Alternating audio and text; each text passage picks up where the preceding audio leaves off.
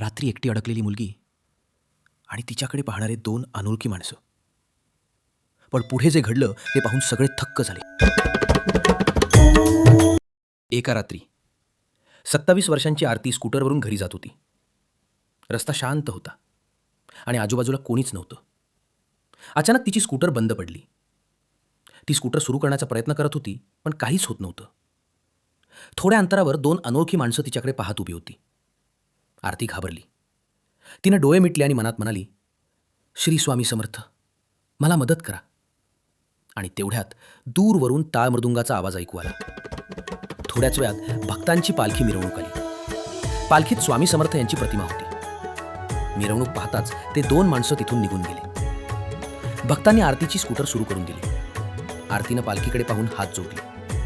तिला समजलं होतं, स्वामींनीच योग्य वेळी मदत पाठवली होती.